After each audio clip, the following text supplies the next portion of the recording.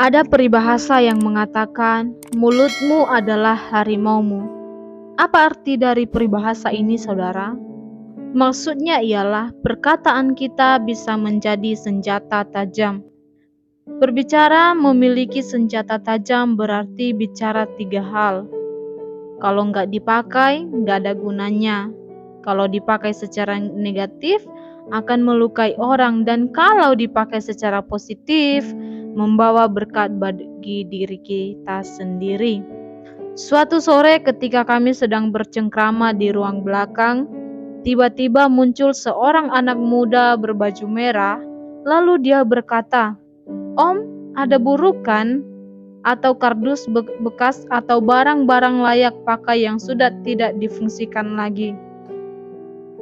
Sejenak kami tertegun oleh sapaan ini.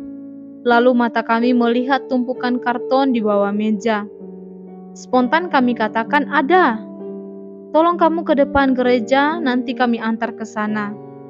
Bersegeralah anak muda ini ke depan gereja, lalu kami angkut apa yang bisa kami angkut bawa ke depan gereja. Kami serahkan apa yang dapat kami berikan dan tampaklah wajahnya yang bahagia. Saudara-saudari, ada peribahasa yang lain mengatakan, malu bertanya sesat di jalan. Rupanya pemuda baju merah ini benar-benar memanfaatkan mulutnya untuk kebaikannya secara sopan dan bijaksana. Akibatnya dia mendapatkan kebutuhannya hari ini. Wahai kawula muda, sudahkah kita melakukan seperti apa yang pemuda baju merah itu lakukan?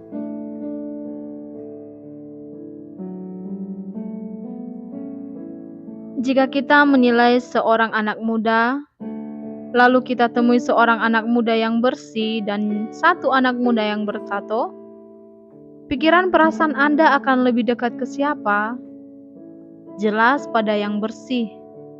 Hal ini tidak mengherankan sebab kita sudah terkontaminasi atau tercemar dengan konsep bahwa yang bertato itu menyeramkan dan yang bertato itu menakutkan dan lain sebagainya. Namun apapun prasangka saudara, satu hal yang penting ialah anak muda itu mau bekerja untuk menghidupi dirinya sendiri atau tidak. Kami sangat mendukung ketika datang seorang anak muda yang bertato dan sedikit lusuh pakaiannya. Sebab anak muda ini mau bekerja mencari nafkah hidupnya. Jadi kami berikan apa yang dapat kami berikan sambil memotivasi diri dengan firman Tuhan yang berkata, "Barang siapa tidak bekerja, janganlah ia makan." Wahai kawula muda yang dikasihi Tuhan, apapun keadaanmu, bertato atau bersih, kebutuhan perutmu tidak dapat kau ingkari. Mari kita tiru semangat dan kemauan pemuda baju hitam ini agar kita tidak diremehkan orang. Haleluya, amin. Tua, muda, besar, kecil, laki-laki atau perempuan, semua pasti membutuhkan makanan. Apalagi yang sudah beranak, punya istri atau punya suami, tentu kebutuhan lebih banyak.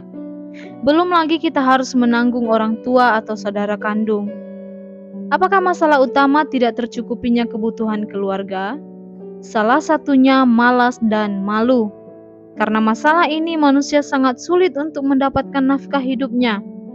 Tuhan sudah membuka lapangan pekerjaan yang luas untuk mencukupkan kebutuhan kita. Contohnya adalah bapak yang berkaos merah muda ini. Usia sudah cukup tua namun semangat kerjanya tinggi serta tidak ada rasa malu dengan pekerjaannya. Ketika bertemu kami, dia menghampiri seraya tersenyum lalu memperbincangkan kebutuhannya. Ingat, dia tidak mengemis tapi bertanya, apakah ada karton bekas yang bisa dia dapatkan? Karena karton bekasnya sedikit, maka kami sertakan sedikit sembako kepada dia. Wahai Bapak Ibu yang dikasihi Tuhan, bagaimana dengan kita? Daripada kita mengeluh dan diam saja, mari angkat semangatmu, lakukan pekerjaan halal yang bisa memenuhi kebutuhan hidupmu. Ikutilah teladan Bapak kaos merah muda ini, dan saya yakin Tuhan Yesus buka jalan untuk kebutuhan kehidupanmu. Haleluya, amin. Apakah yang paling kita sukai dari seorang anak muda? Jelas semangat, kreativitas, dan produktivitasnya dalam hal bekerja. Kita tahu bahwa pemuda adalah tulang punggung masa depan bangsa.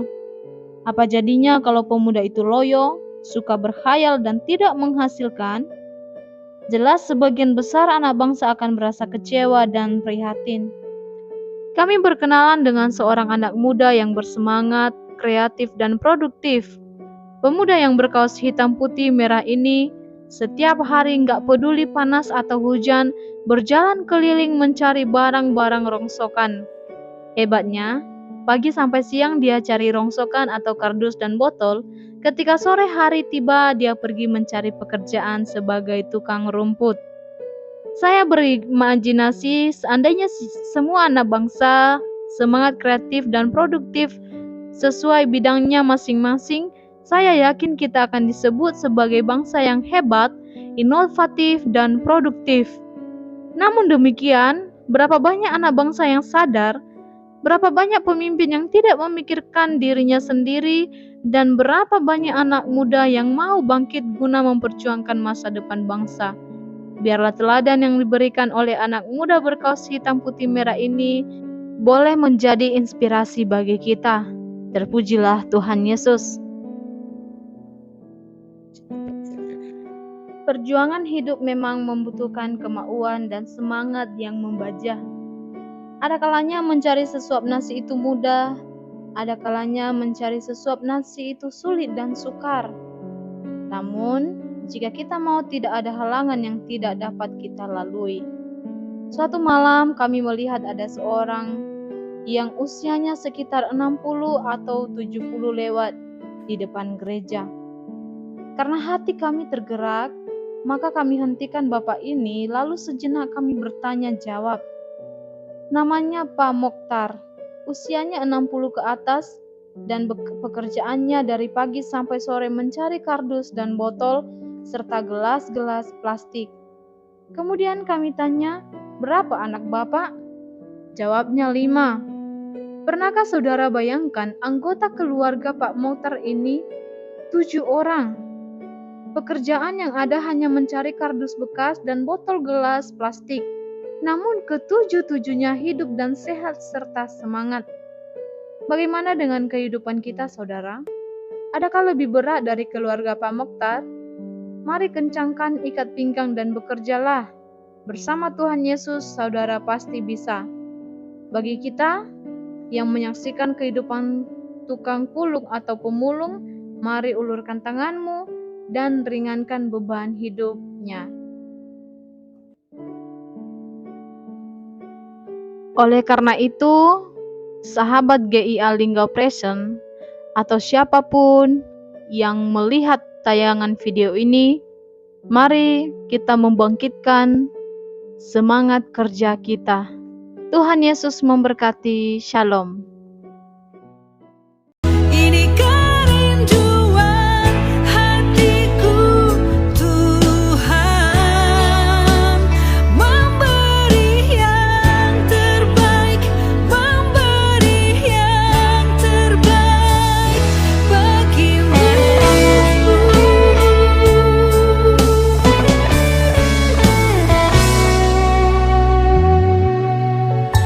Sadar